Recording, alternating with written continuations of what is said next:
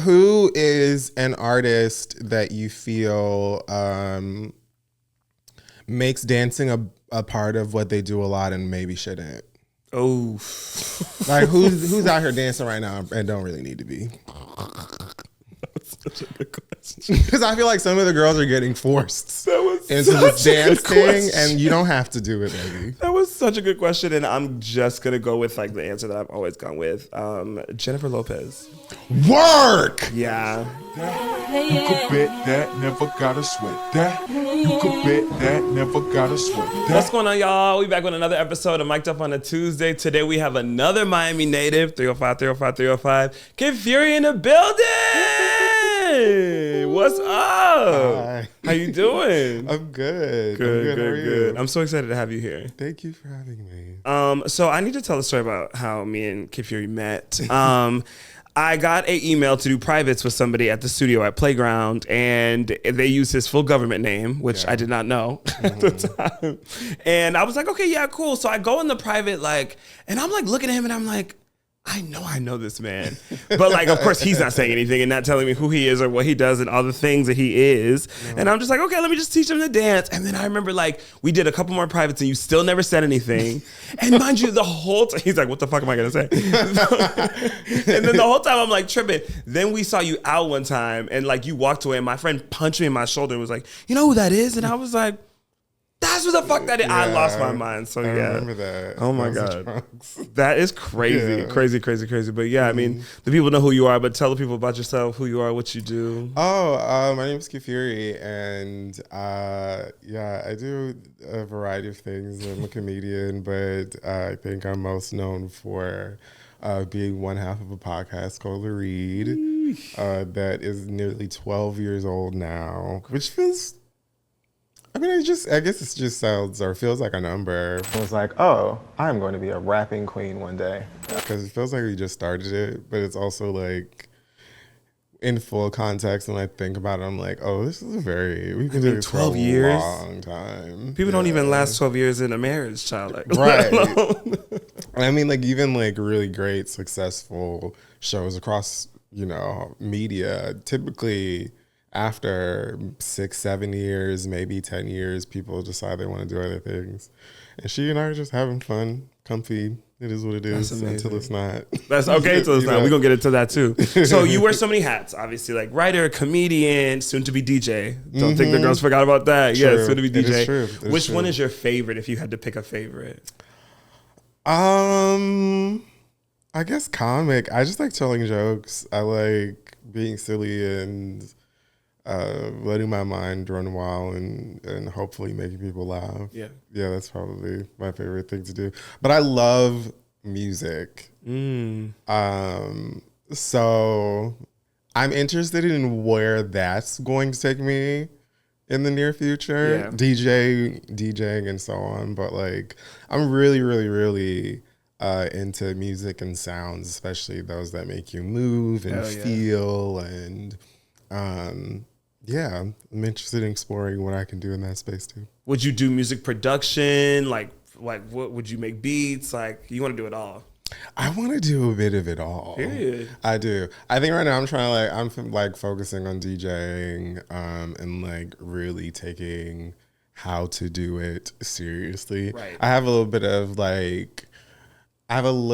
bit of an understanding of the basics because one of my very good friends, DJ Dimples, another Miami native, I've been friends with her since I was in early college. So she kind of taught me the basics right, of a BPM and so on and so forth. But was also one of the few people in spaces just that I knew, period, still to this day, that will actually mix songs together and listen, you know what I mean? We were talking about this, the mashups.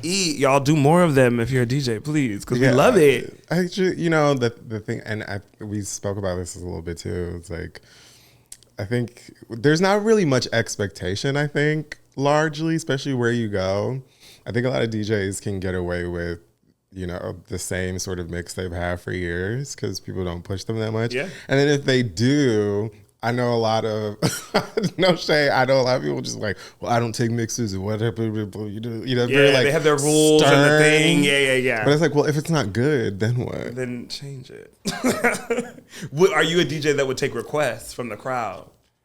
I think I might. The request thing I get to an extent because like it depends. If you're like in your bag and you have like a set and you know what I mean? Like there are some people who don't take requests because they're doing, you know what I mean? It's I got my shit going on right now. Yeah, you know what I mean? When your mom or your auntie or whoever in the kitchen cooking and they're making something, and you come in there like, can I get some gushers?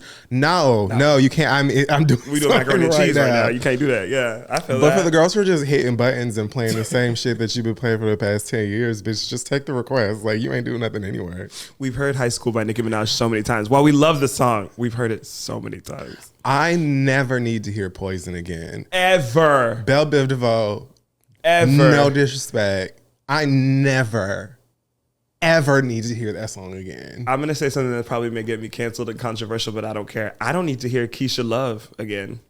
I don't. Especially not at the end of the night. Like, I don't disagree with you. It's okay.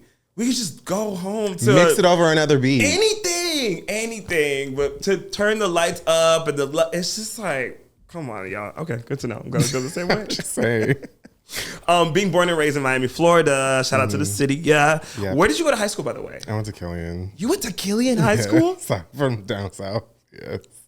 I'm a cougar. Why? I went to Palmer Trinity. Okay. Like, we're down south for real. Oh, people don't even know. Okay. Now this just changed the whole game. Shout out to being from down south. Yes, I think T.S. Madison is from down south too. Yes. Yeah. Yeah. She went to the Ridge. I love that. Oh my God, I did not know you went to Killian. What year did you graduate? 2005 was my last year. I love it. I was a little baby. That's a time. Going to high school in Miami, ain't nothing like that. People don't get it. No, you don't We have get it. such a very interesting, like... upbringing. Yeah. Yes. It's tropical, but it's country. It's like black, but it's Latin. It's like... hood, but like bougie. Like, It's liberal, but it's really conservative. Yes. It's an odd place. It's an odd... Yes. But I would not try... I love growing up from yeah. Like, also, everybody from Florida is so funny. Everyone from Florida is funny and like cool and just like just a good time. I feel like they're always a good time. Yeah, it's so funny. I love that. Would you ever move back to Miami like later on in your life? I might. I've thought about that for a while, and I was just like, most of the places that all of the places I've lived outside of Miami, which has just been New York and LA now, it's just been for work, and I've only moved there when it was like, okay, work, and that specifically, I've never lived anywhere else just for the vibe or purpose of just living somewhere else. Yeah. And I love Miami so much, not just outside of it being home, like Miami's Miami. So it's like, I think when, God willing, I live a full life and retire, I'll probably go back home. I love that. That's a good answer. Speaking of Miami, we got to talk about rap shit. Yeah. Shout out to y'all for doing that correctly. Thank you. And if you are from Miami, like anybody who watches from Miami and you watch that show, you know that that was right.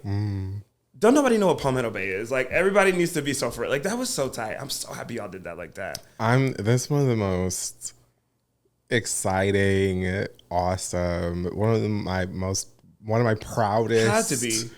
involvements or anything I've ever done in my career, because outside of, I think, it just being a very fun, funny, smart, innovative show.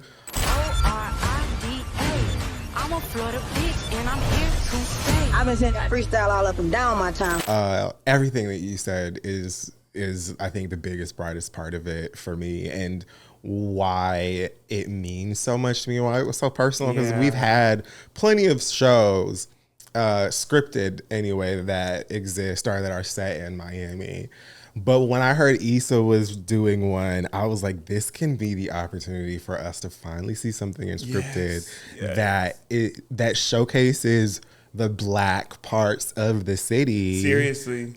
and why all of that shit is so cool. Seriously. You know what I mean? Even with the two characters, the two leads, having the girl who's like obviously really trap, really hood, and then the girl who's not, because we both grew up with both of those girls. Right. Like I knew both of those girls. Exactly. I still know both of those girls. I'm somewhere in between both of those girls, you know? So like that was the other thing. Like not everybody is the expected like Carisha. We love those girls too. But there's plenty of people who very much like nerdy, a little bit alt, but still Miami. Yeah.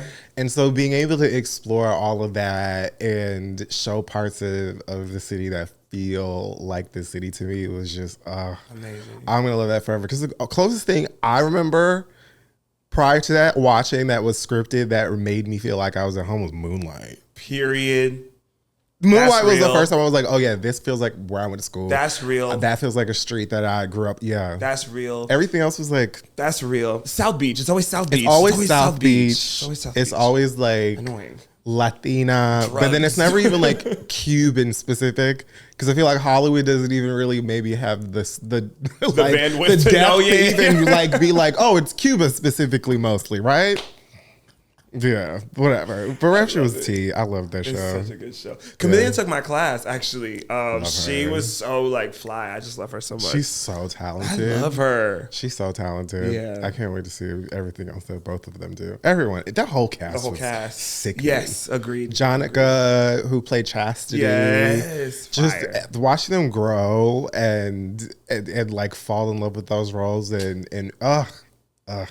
Y'all deserve 20 seasons. We need honestly. we need a Rap Shit movie. Yeah, for real. We need a little reunion. Make it feature happen. movie. Someone out there, Yeah. make it happen. Working with Issa Rae, obviously a dream come true for so many. Mm-hmm. What was like the first call? Like how did that go? How did the introduction go? How did the meetup go? Issa is just so like regular she just is a dope Black woman that loves Black people and Black art, and that's kind of it. I mean, what helps is that she's really good at what she does. But Issa and I think we met in person many years ago. It was like the first couple of years of me living in New York. I want to say it was her first book, or I think it was The Adventures and Misadventures of an Awkward Black Girl.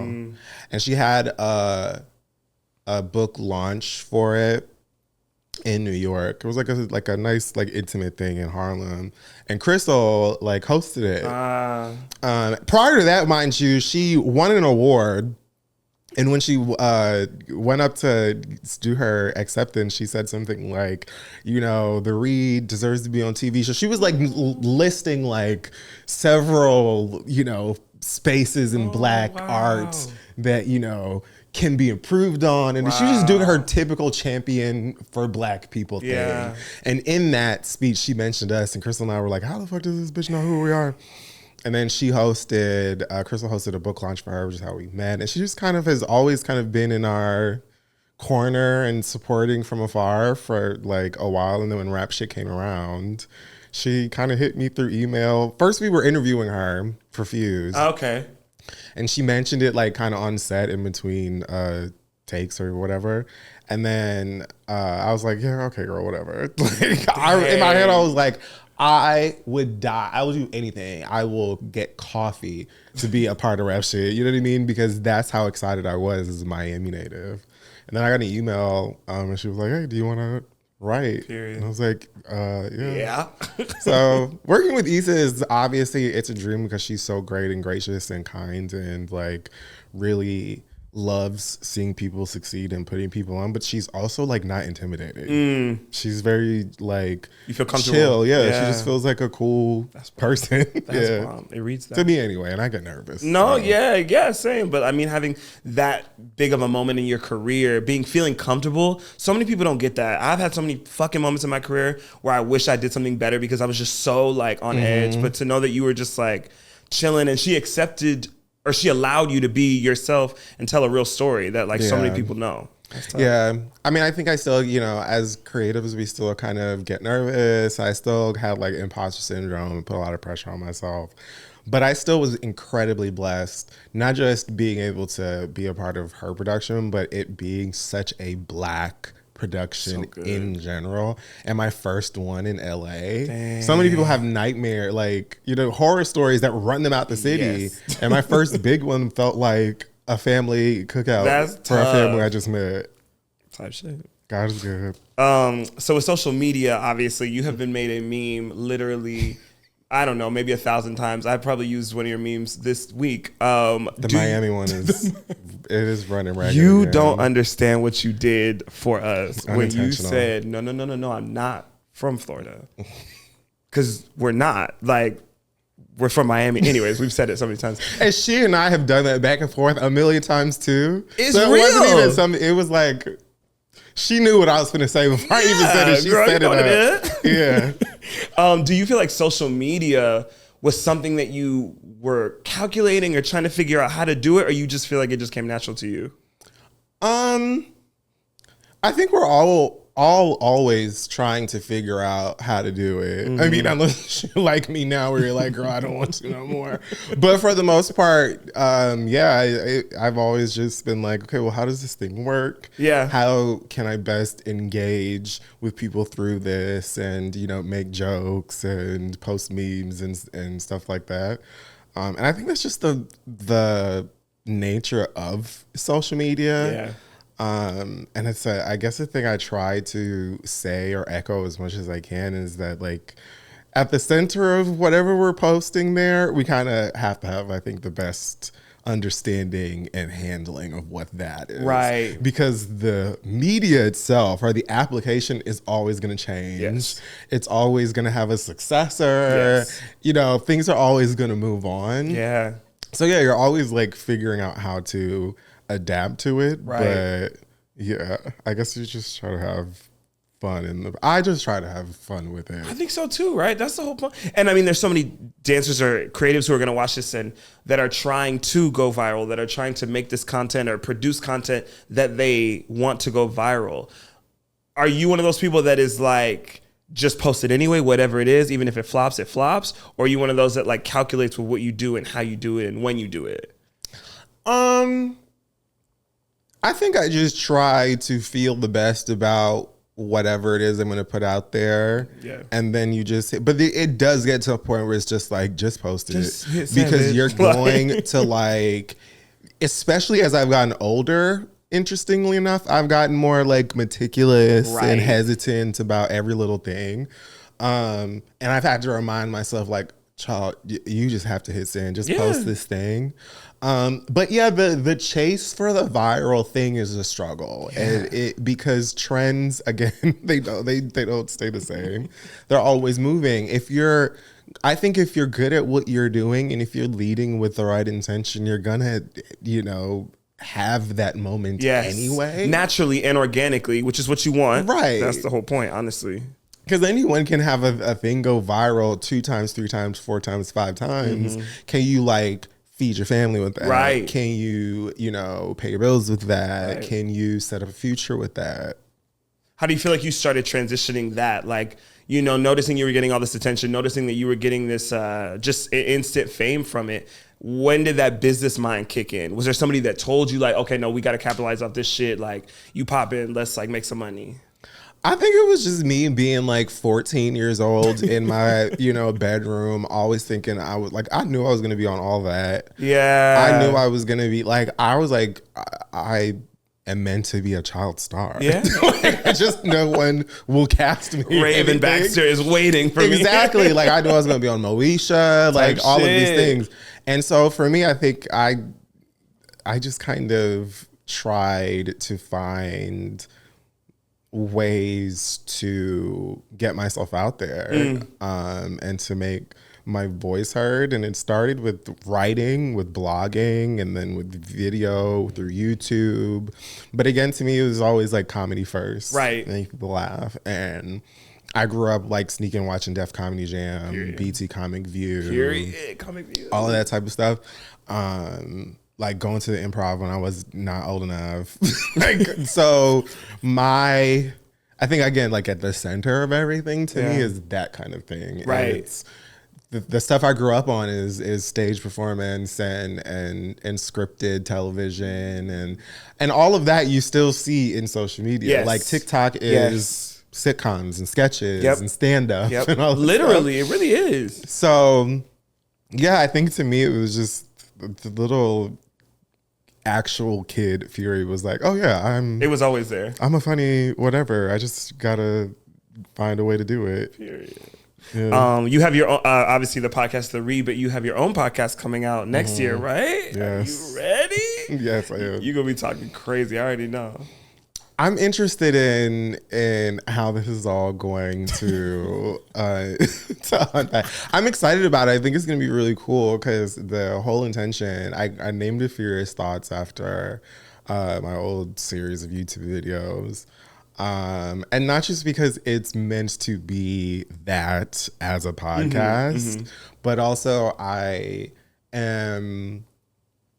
I think I'm using this podcast as a way to kind of observe and analyze not just the world, but like my world as someone who's now in my mid to late 30s versus my early 20s. Right. And even to what we're talking about now, specifically the digital age and era and how that has transformed. Totally. Because you've kind of been there like from like, you know, you starting your career like that. Yes, but I mean, also in early YouTube days and stuff like that, I was very plucky and excited and just like up till 4 a.m. editing, shooting, this, and that. And now I'm a little bit more apprehensive and I'm a little bit more like, oh, well, how does this new app work? And so I think this podcast is a way for me to reawaken that younger version of myself in a form that's kind of like, well, what is going on? Period. Like, you know? I love that. We can't but the read will continue. Yes, the read will continue. Okay, y'all heard that because I don't want to hear no shit. Nah, the read will continue. Okay. Yeah, we're going to do both. Who'd you vote for? For the election? Like... I mean, I voted. I just put in Blue Ivy. No, I voted for I voted for real humanity. That's what I voted for. I voted in Miami-Dade County. You did? I flew to Florida. You did? On election day and voted. On election day you flew? Yeah. Well, technically the day before, and then I voted to try to help, child. I'm like, they need the blue vote. What the fuck? And of course, it still didn't make no. I mean, it's kind of crazy, bro. Like, it's just crazy in the sense of like being from there. Like you said, it's a conservative state. It is a conservative state. Like, y'all think Miami is all this and that and city girls this. It is, yes, but like you will see a Trump flag when you drive down like 152nd. Right. We get like a little bit of an easier slice of it again because it's right there on the beach. Yes. A lot of people come there to relax, to party. It's very well known for that. But you also don't have to go that far outside of Miami to get Florida. No. To get the Florida that you've heard of. The Florida you've heard of. For real. Yeah, but here we are. Here we go. Here we go. 4 more. If not, you know, he might just shoot to just stay. Oh, what do you mean? I don't think he's trying to go anywhere. Yeah, I think he's just gonna be like, I'm gonna be president until death.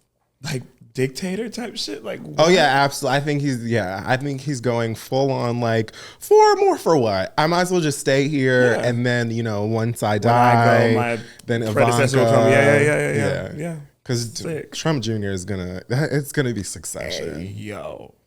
What did you see the video? I think I was on TikTok of like the Nazis walking around. I think it was like Cleveland or Ohio or something like that. No, but I'm not surprised. No, like full Nazis, like walking around with like flags. They're excited.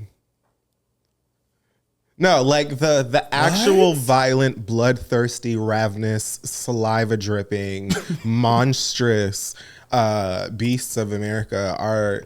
That's the really treacherous part about this. Is they're like they were waiting in the wings. I don't have to wear a hood anymore. No. And they weren't. They weren't wearing hoods. They were fully face exposed, everything. Yeah.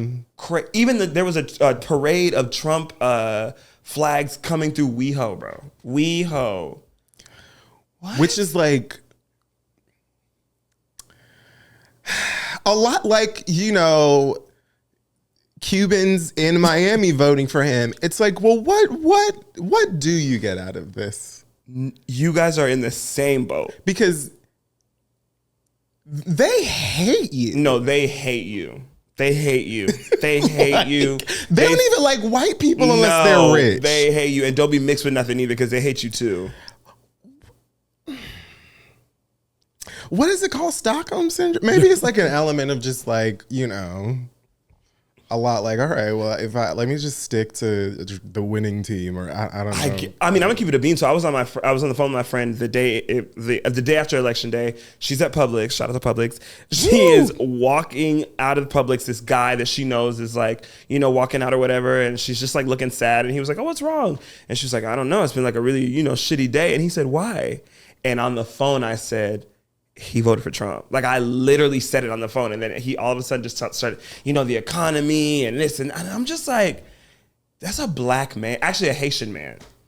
A Haitian man. I'm not gonna say that. That's crazy, because you're Jamaican, right? I am. See what I'm saying? Like, but let me say, both parents, grandparents, Kamala. Matter of fact, my mama called me months before, so y'all go vote.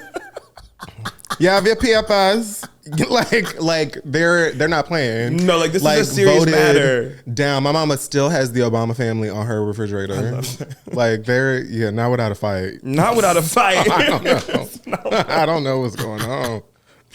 Let's talk about your comedy tour. You just got back actually this past weekend, right? Yeah. Where'd you go this weekend? I was just in Texas. I was in Houston and Dallas. Love Texas. It was a good time. You had a good show? Yes. Texas in general is always fun. I think I've only been to Houston and Dallas, maybe Austin once for the read. Austin, if that's a lie, I'm sorry. But yeah, I love Texas. Very exciting. And this was right before Miss Beyonce announced. Oh, right. And she's performing. Now we're all going to be stressed on Christmas Day. What's going to happen? Art. Perfection. Yeah. Art is going to happen. Have you always wanted to do stand-up? Is that like a dream you've always had, or like? Yeah. Ever since I was little and sneaking and watching those stand-up shows, I was just like, there was something, again, I think I was always enamored with these people's ability to go up and make people laugh. Even when they were saying stuff I had no business listening to, or maybe even things I didn't understand because I was too young. I was just like, to me in my little head, laughter is happiness. Yeah. And I want to do that. I want to be able to just like stand up on a stage and say whatever, and it makes people happy. So yeah, I always wanted to do stand up ever since I was little, but I didn't really get into it until I was probably in my 20s. Oh, you started in your 20s with like doing like shows just around, because you were in New York at that time. So that's cool. You could do New York shows too. But I was like very, very, I really didn't even go hard with it like the average or the average comic, because I was so scared. But yeah, I love it. So you being a naturally funny person, like you are just funny all the time, no matter what you do, you're funny. Have you ever had a show where you just bombed? Like you just didn't feel it, the crowd wasn't feeling it? To me, my first open mic, or first couple open mics actually were bad, but I think that's most people. Of course, yeah. But was that people saying it was bad, or you just were like, this was not No, it? The first one was bad. Yeah. The first one was bad. But I've had maybe one, I don't even remember what city it was, but I had one show on the tour where afterwards I was like, oh, it was Atlanta. Oof. It was Atlanta. And afterwards I was like, I didn't feel good about that one. But it wasn't because I bombed or because the crowd wasn't feeling it. It was really like a production thing where like timing was messed up, and they were like they were giving me a light where they weren't supposed to give me a light.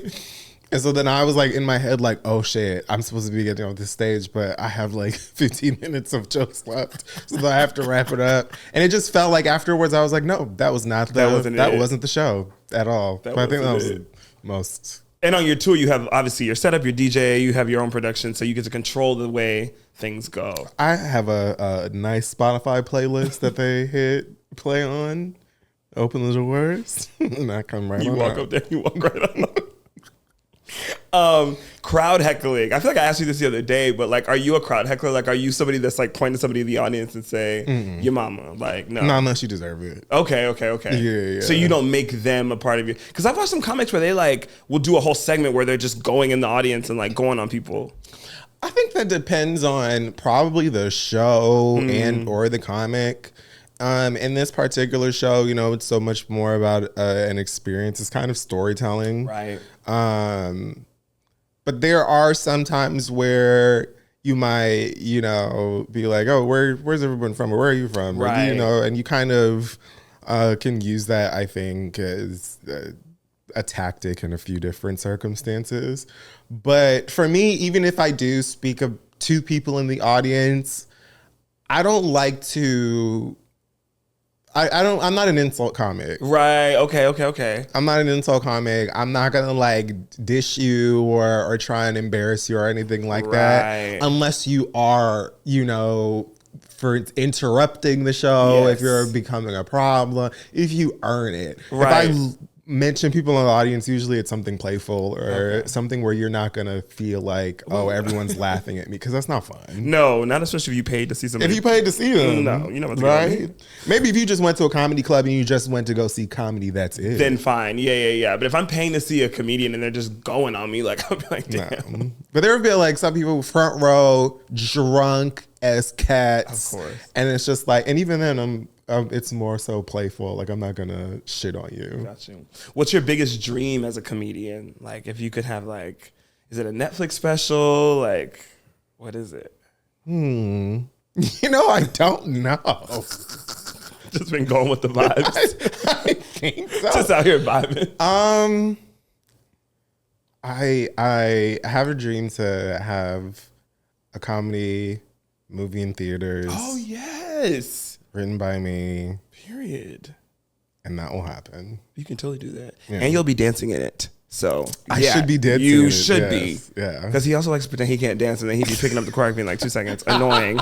Anyways, let's talk about dating in LA. Let's.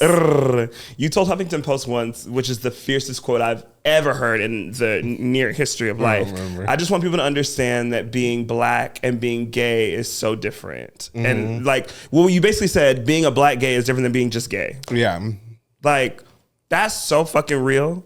It's beyond like that. That's so, there's so many levels into that. But like, could you talk about what you meant with that for people who don't understand what that would mean? Yeah. I mean, it's just that we have very different experiences, Black queer people, than queer people in general. Obviously, there's a lot of similarities, comparisons, overlap in our experiences, especially depending on where, you know, each individual person likes to take root and socialize and so on and so forth. But overall, I think in most aspects, when it comes to like family, dating, sex, love, employment, travel, like all kinds of things, our experiences very different. And I think a lot of the times the LGBTQIA community, we all just get lumped up as having the same experience. Yes. And it's just like, Yes. and sometimes there have been moments where it's like there's this outrage or some from the queer community, and Black queer people are over here like, that ain't got nothing to do with it. I don't even know he's talking about. Like, I didn't even know that happened. I'm sorry. You know?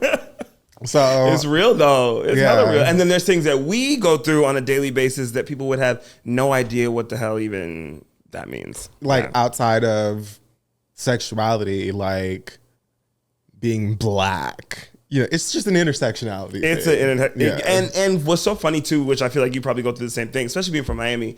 I feel like even if no matter you fall on the scale of masculine, feminine, we've always had to have like a masculine code switch. Always, whether you go to the barbershop, whether you go to this, whether you go to the grocery store, whatever. You play sports when you were a kid, blah, blah, blah. Because it's just Miami's not, as gay as people think Miami is, it's really not even really that gay. It's really not. We really don't even have that many gay clubs. Like, we don't have like a community.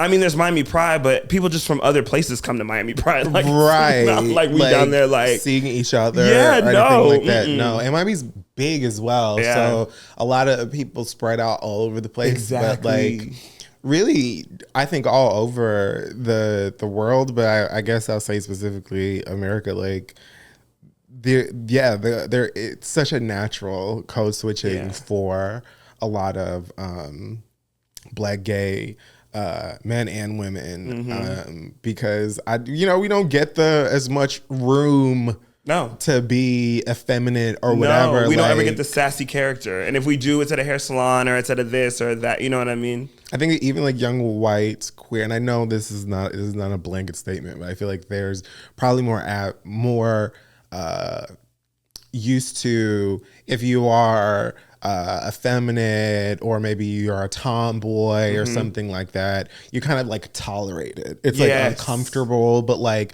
family friends tolerate it or whatever, and so you maybe have more room to express. We, unfortunately, a lot of times have to consider violence being literally the response to that. So you know what I mean? It's like, come on, girl, don't talk to me. What you talking about? Genuinely violence. So like, you can't talk a certain way in front of certain family members, like all that. Can't even stand. No, don't even be at their house like that. Yeah, type shit. It's true. It's crazy. Are you single currently? I am. Oh, single. Okay, so what has your experience been in LA as far as like the labels and everything go? Like I was saying, like the masculines and the feminine. Are you somebody that like looks, I can only date a certain type of guy like this? Are you open to trying new shit? No, I'm open. I feel like I know when I'm like, around a person and like I catch a vibe with them and vice versa. But like, I don't really have, I think, a set personality type that I'm stuck to. That was something that I think I was more wrapped up in when I was a kid. Yeah, and like your young mind sometimes just like, try this and now I'm just like, be a good person that I'm attracted to and have fun with. That's all I need. Okay. And like have passion and drive, and we can honestly just start there. I love that. Have you ever dated somebody in the industry or a celebrity? No. Would you do it? My damn knowledge. No. Would I? Probably. Yeah. I could. Yeah. I think I could. Especially because you probably would understand a lot of the shit that I'm talking about. Exactly. Like, so you wouldn't shy away from it. Wise. Yeah, no, not at all. As long as you're not like absorbed with, as long as it's not like your identity. Yes. Yeah. Like you bleed it. Like, I meet you and I know you're in the industry type shit. Like you just wear it like as a badge. That's when I'm like, okay, let's all calm down. But yeah. I feel that. I am still waiting on like my like NFL player to slide into my DMs and just whisk me away. And I mean, I would never tell a soul. Aren't we all? Yeah. No one would know. It's only a matter of time. It has to be only a matter of time. It's only a matter of time. Yeah. Open relationships, yes or no? Over them? Open. Oh, yeah. You could do it. Mm-hmm. Really? Yeah. You've done it. I haven't, but Never I could. did. But you could. I could. And you're confident in that. Yes. I don't think I could do it. Why? I'm insane. I can't. Knowing that you are looking for even just that kind of intimate connection with somebody else, and obviously there's levels to it, right? There's people who play together, whatever, communication, all that. Mm-hmm. But like, I just don't know. Like, I just feel like I would just say something slick at some point of the day, and then it would just start an argument. And then, it just would go downhill from, because I would always, I just know myself. I know how I am. No, that's fair. I think, especially out here, no shade, LA, that like the open relationship thing is so popular out. It's just like almost everyone. No, it's like everyone. From everyone I know. Yeah, same. And I feel like as I've gotten older, I understand that standpoint more, but I also want to remind people that monogamy and closed relationships are also fair, normal, and okay. Like the girls don't have to be. This doesn't have to be the cliff that we all jump off of. No, you know. Like, and I also want females to understand that too, because females, for some reason, at least the ones that I know, love to just assume that like you're in an open relationship because you're in a gay relationship. And that's definitely not the case. Yes, not for everybody. Very true. You know what I mean? Yeah, because there are so many. I think especially like.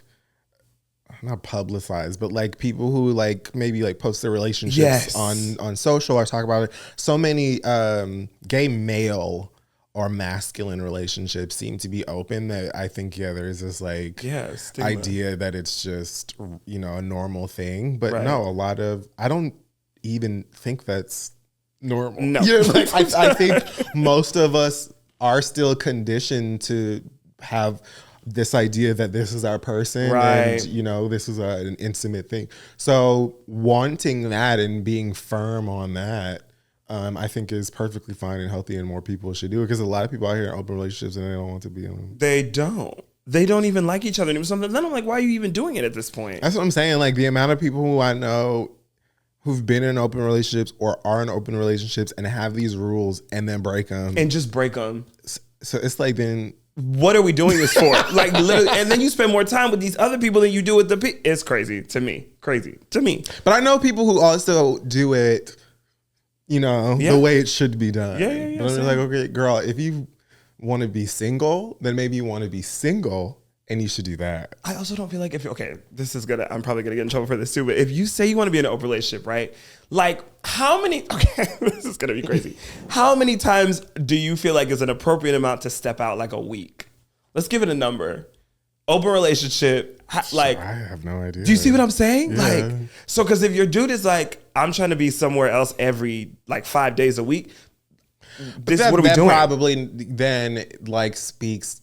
That's a part of like dating and getting to know the person and coming up with how an open relationship works with, you know, that person. Because I've also known people who, you know, are like, when they start dating someone, they have to have, you know, or they prefer to have a period of monogamy. Right. Before you get into all that. That's true. Yeah. So it's just kind of, you know, whatever works. But you might be into open relationships, meet someone, and then it's like, oh, 6 nights a week, this motherfucker would be able to bed. That doesn't work for me. So like, let me go be open with somebody else. Because this one, it's a little too open.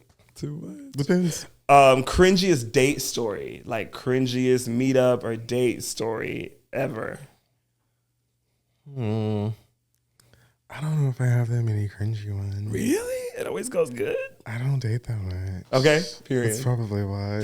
Anytime that we're on a date, and then like more than halfway through the date, you're like, yeah, I know who you are, blah, blah. Like when that like awkwardly falls out, and it's not always even like a deal breaker. It's just cringe. It's just awkward. A little cringe. Yeah. Would you? I mean, chances are they're gonna know who you are. Would you rather them not say it, or would you rather them like just say it out right at the beginning? Yeah. Oh, Fury. Oh, yeah, I know who you. Instead of like, yeah. I feel that. That's real. That's real. Okay. Finish the lyric. How in the world could a girl say no? I know you know. I do know this, but I'm so bad at these types of on the spot games. How in the world could a girl say he made my finger glow? Tiffany Evans' promise ring. Oh my God. Take his black card away. Take his black card away. Take it away. Take it away. Take it away. You heard it here first. Kid Fury's not black anymore. Oh my God, I've heard that song in so long, and I still heard it in my head. It's actually a classic that will never die. Like it's such a cute song. It's a song. Like it's a cute song. It should be sampled down by now. I agree. I said the same thing. I love that song. She's such a great singer. Tiffany Evans didn't really get a no. She didn't get her flowers as she should have, because she really a gorgeous voice. And Sean on the choreography, like it was just A1 everywhere. Yeah, had her big sis Sierra kind of do a little. Who's your new like artist right now that you're like really rocking with right now? Oh man, I love so many, but I just Doechii gets money every time. She's a freak. She's so great. I want her to win every Grammy she's nominated for. And she will. She's going to rack to them up. Amazing rapper, gorgeous voice, great dancing. Body, skin, complexion, gorgeous face. Everything.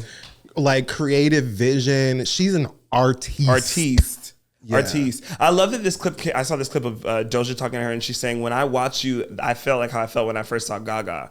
And that, I fuck with that because when I first saw Gaga, there was so much of the same thing going on in the industry, somebody so honest and different in their voice, that's Doechii to me. Like, committed to her shit. I agree because my first glimpse of Doechii was the Crazy video.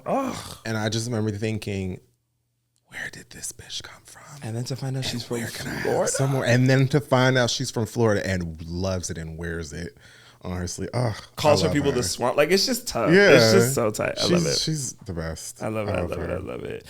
So right now we do a segment called Spill the Tea where I ask Kid a rumor that I've heard about him and he tells me if it is true or not. You kind of answered it already though. But I was going to say you've been doing the read for 12 years now and there's been a lot of speculations that you guys are done splitting up because you're going your own way, but that is in fact not true. No, it's not true. You heard it here first. Y'all, they stand together.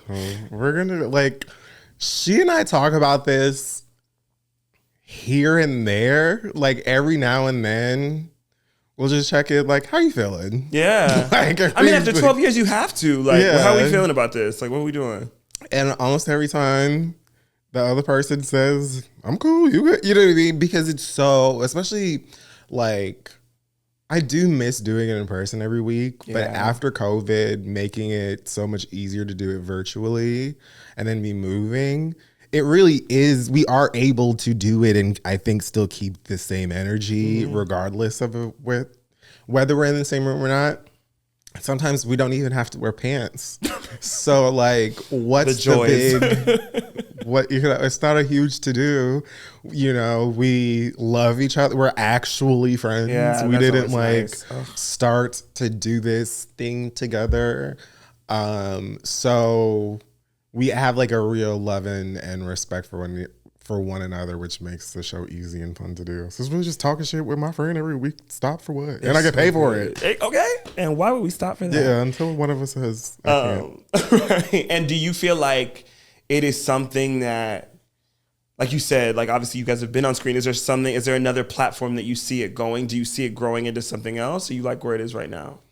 I love where it is, but I do love when we get chances to mess around with it in other mediums.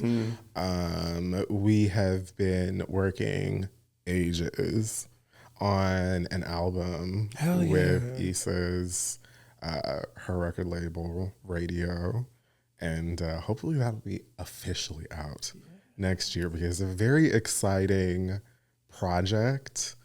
And yeah, I think it's gonna be fun, and I want for people to experience that. Oh, that sounds exciting. And other little things here and there, but for now, for the most part, I think it's just we're sticking to the podcast. We're gonna probably be doing the podcast or bringing the podcast to you in new forms. Okay.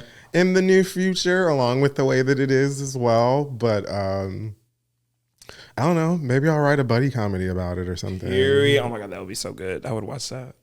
Now we have a segment called Ask Dexter where he asks me some questions. I have no idea what he's going to ask me, and I'm very nervous. So here we go. Okay. Who is an artist that you feel makes dancing a part of what they do a lot and maybe shouldn't? Oh, like who's out here dancing right now and don't really need to be? That's such a good question. Because I feel like some of the girls are getting forced into this dance thing, and you don't have to do it, baby. That was such a good question, and I'm just gonna go with like the answer that I've always gone with. Jennifer Lopez. Work. Yeah. And working with her in that camp, I never felt comfortable. Like how you said you felt at home, I never felt that there. Yeah. And I'm dancing to hip hop music. Right. How I don't feel comfortable. You know what I mean? So yeah, that's my answer. Really good question. I love that question, that answer, actually. That was the only question I had, to be honest with you. Yeah. Now we're going to play a segment called Slay or Nay, where I ask him some rapid fire questions and he tells me if is it a slay or is it a nay. Okay. Beijing hairlines. Nay. Nay. Can't do it. But what if The it's like technology subtle? is getting better. The technology is getting better. Sometimes I can't tell, but Sometimes you can tell. Well, what about man wigs? again, if I can't tell, Fuck it. yeah. Okay. Like, would you help him take it off at night? If I really love him, That's real shit. Dating an influencer. yeah, sure, Yeah. yeah. I'm talking about one of the influencers that doesn't have a skill, like somebody that just is like out here. No, See, no, you have to have some form and function to what you're doing. Just because you have a ring light, mama, does not mean you have a business. period. Brand. What do you do? Going out, but like sections, bottles, signs. Slay, Okay. but within reason. Okay. Because some of you girls like, let's talk about your mattress. Let's talk about your pantry. Let's talk about, you know what I mean, your quality of life. You do not need to be going out here spending $400 on a bottle of Casamigos to impress people that don't like you and you don't like them. Do that shit because it's your birthday. Do that shit because you just got a promotion. Do that shit just, because Donald Trump died. Like something worth it. Like just because it's a Friday and you feel like, you want people to feel like you're that girl. We know you're not, so just don't. Because you post it to your story and then 24 hours later, it's gone. The bottle's gone. The experience is gone. And you just waste all that money. And when I be seeing people's bills of these sections, I'm like, are you okay? Because I know you have a bill that was due, that needs to be paid, that you're not paying because you're at this section. If you are a bottle girly and you can afford it, Oh, yeah. more power to you. But sweetheart, don't be out here talking about holding a Don Julio on top of your head and then hitting me with a GoFundMe because you're moving in a couple months. I refuse. I won't take part in it.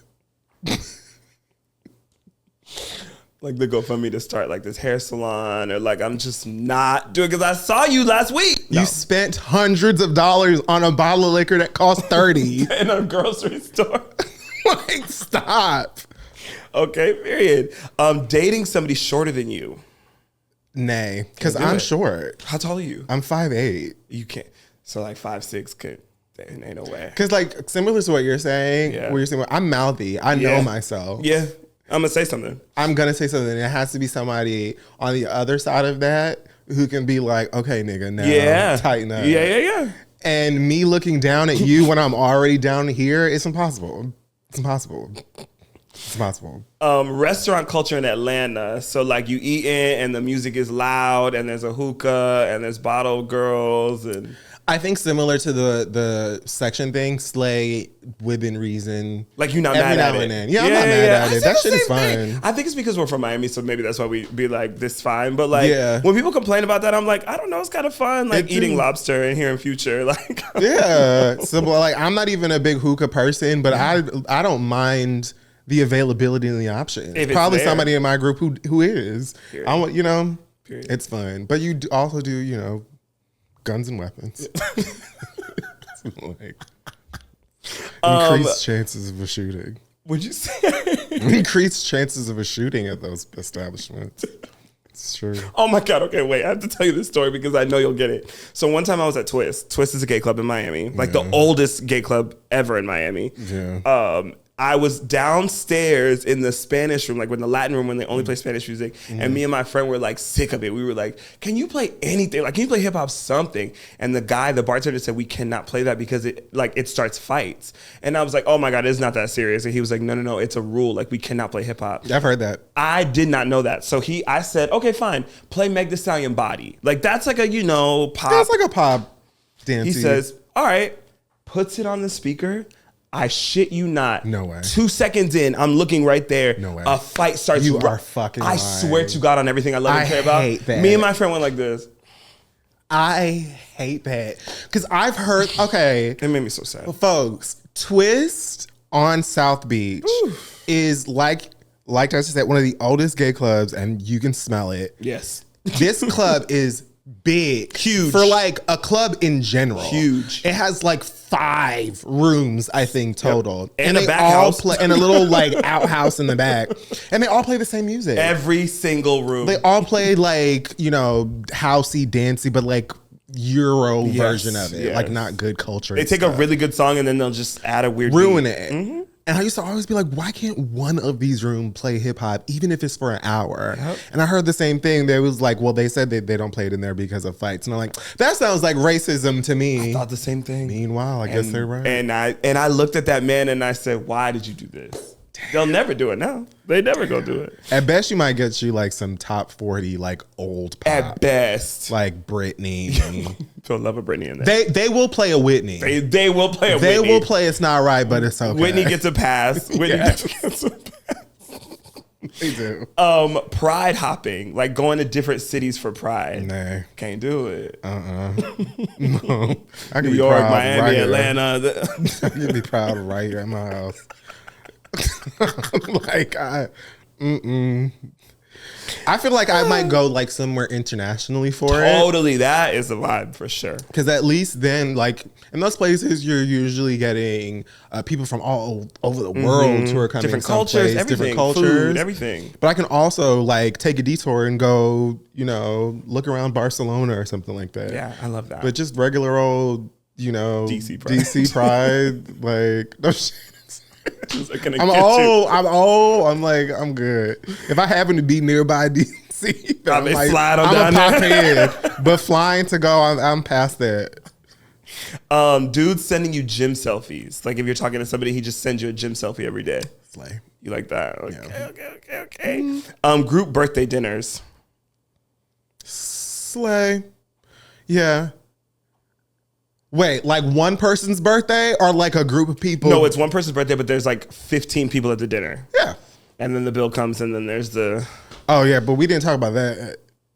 That's a part of it. Crystal and I are very famous or infamous for being like group birthday, you know, the meal comes, it's been maybe 15 to, and one of us will just grab that bill and just... I can't. Yeah. Because I'm not... I can't. Okay. I can't. And I only got us, and they only got us, and they only got it. How much... No, girl. I can't do it. No, girl. I can't. We're not doing this. No, we're not doing this. No. It's crazy. So as long as that is not an experience I have to deal with, group, yeah. You with it. Down. BBLs on men. Yeah. Yeah.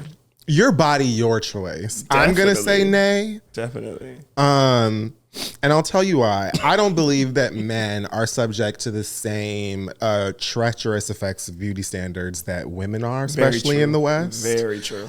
So I feel like, you know, no. What if you were talking to a guy and he got a BBL, but you had no idea because it looked good. Like it looked just like a butt that was like worked out. Honestly, again, a lot like the wig. Yeah.